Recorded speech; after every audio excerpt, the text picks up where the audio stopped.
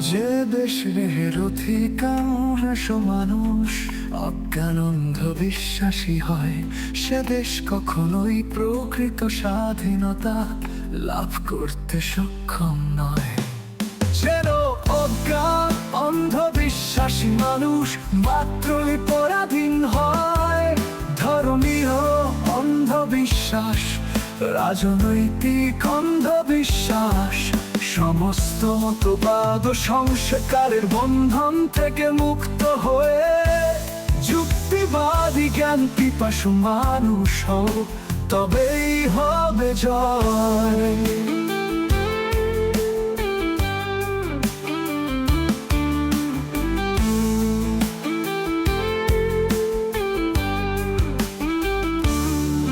স্বাধীনতা লাভ করতে চাইলে সবার আগে অন্ধবিশ্বাস থেকে মুক্ত হও।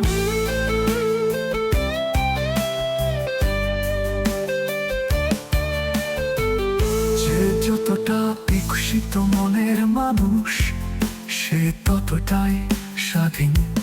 প্রকৃত স্বাধীনতা লাভ করতে চাইলে সবার আগে যথেষ্ট জ্ঞান ও চেতনা সম্পন্ন মানুষ তৈরি করতে হবে আমাদের। ধর্মীয় দৃঢ় বিশ্বাস হলো সবচাইতে বড় অন্ধবিশ্বাস। অজ্ঞানতার অন্ধকার খাঁচায় বন্দী হয়ে থাকা ধর্মীয় মানুষের পক্ষে কখনোই স্বাধীনতা লাভ সম্ভব নয়। সমস্ত মতবাদ ও সংস্কারের বন্ধন থেকে মুক্ত হয়ে যুক্তিবাদী জ্ঞান পিপাসু মানুষ হও, তবে হবে জয়, তবেই হবে যথেষ্ট বিকশিত মানুষ হও।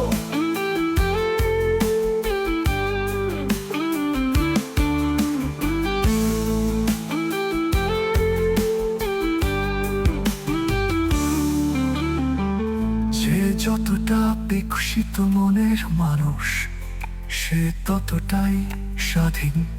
প্রকৃত স্বাধীনতা লাভ করতে চাইলে সবার আগে যথেষ্ট জ্ঞান ও চেতনা সম্পন্ন মানুষ তৈরি করতে হবে আমাদের।